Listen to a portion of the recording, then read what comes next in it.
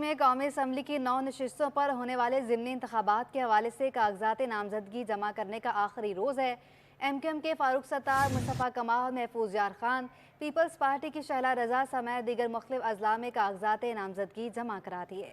जी बिल्कुल, आम इंतखाबात के लिए कागजात नामजदगी है। ज़िमनी इंतखाबात के लिए कागजात नामजदगी जमा करवाने में कुछ देर बाकी रह गई है। कौमी असम्बली की 9 नशिस्तें हैं जिन पर ज़िमनी इंतखाबात के कागजात जमा करवाने का सिलसिला जारी है। मजीद बात करेंगे, हमारे नुमाइंदगान हमारे साथ मौजूद हैं। इक़्तिदार अनवर और शुएब मुख्तार हमारे साथ मौजूद हैं। सबसे पहले बात करेंगे इक़्तिदार अनवर से। इक़्तिदार, आगाह कीजिएगा, कितनी देर बाकी है, कागजात नामजदगी जमा करवाने बाकी रह गए हैं?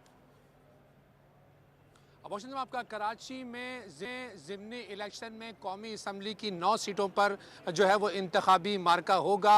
ये सीटें पाकिस्तान तहरीक इंसाफ के अरकान कौमी असम्बली के इस्तीफ़ों से खाली हुई और हैरान कुन तौर पर अब वही अरकान जो हैं दोबारा अपने फॉर्म जमा करवा रहे हैं। मैं मौजूद हूँ डिस्ट्रिक्ट वेस्ट के हल्का NA 252 में कि जहाँ पर कागज़ात नामजदगी जमा कराने में अब सिर्फ 15 मिनट का वक्त बाकी है कि वक्त ख़त्म हो जाएगा।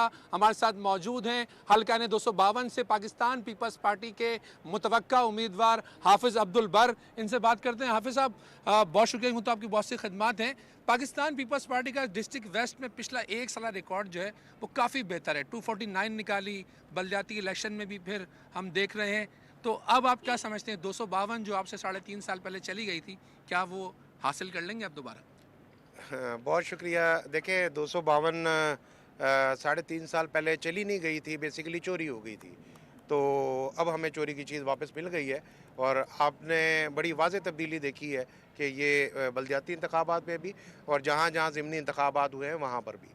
चूँकि देखें, PTI एक ऐसी जमात है कि जो शायद हुकूमत में रहते हुए भी अपोजिशन का किरदार अदा करती रही है और वो आज तक अपने आप को जो है वो अपोजिशन में वही उनका जो है वो ट्रेंड है।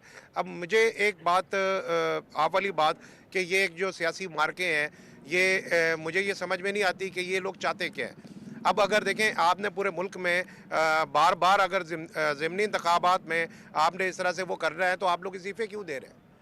या तो आप फिर पूरा दम पकड़े और आप सारी असम्बली से इस्तीफ़े दें। आप हर जगह से आप वो करें, फिर खुल के सामने आए मैदान में। आप इस तरह की वो चीज़ें कर रहे हैं तो उससे आप मज़ीद एक्सपोज हो रहे हैं पब्लिक में। तो ये हमारे सदर साहब ने, जरदारी साहब का ये कहना था कि इनको गिराना नहीं पड़ेगा, ये खुद गिर जाएंगे। अच्छा हाफिज़ साहब, जो आपका हल्का है गुलशन मेमार, वो कराची का आगाज़ है, लेकिन हम देख रहे हैं कराची के आगाज़ में जो हमें इंप्रेशन मिलता है ना, लगता है कि हम किसी खुदा न खास्ता जंगज़दा मुल्क के अंदर आ गए। 3.5-4 साल में हमें जो तरक्की थी भी वो नज़र नहीं आई। तो आप बहैसियत शहरी मेमार के अपने अपने MPA को जानते हैं, वो कौन था? देखिए, बात ये है कि मैंने सिर्फ एक दफ़ा उनको लाइव देखा है और वो भी शायद मैंने इस्लामाबाद में उनको लाइव देखा था और उसके बाद मैंने उनको सिर्फ तस्वीरों में देखा है और बैनर्स में देखा है। मैंने कभी एवन के मेमार के हलके में, आपने खुद ही एक बात की कि ये गुलशन मेमार एक दौर था आज से 3-4 साल पहले कि लोग मिसाल देते थे कि अगर कोई आपने कराची में कोई डेवलप एरिया देखना तो जाके गुलशन मेमार को देखें। तो ये गुलशन मेमार की एक ऐसा था कि यहाँ पर प्लॉट्स की भी डिफेंस और क्लिफ्टन का जो प्राइस है वही प्राइसेस जो है गुलशन मेमार में चल रही थी। इतना डेवलप एरिया था। इस एरिया का इन्होंने क्या असर किया 3.5 साल में कि यहाँ पर गुलशन मेमार में जो है वो लोग जाते हुए डरते हैं। अच्छा ये बताइए कि ये जो सीट है 252 की, ये रकबे के लिहाज से कराची की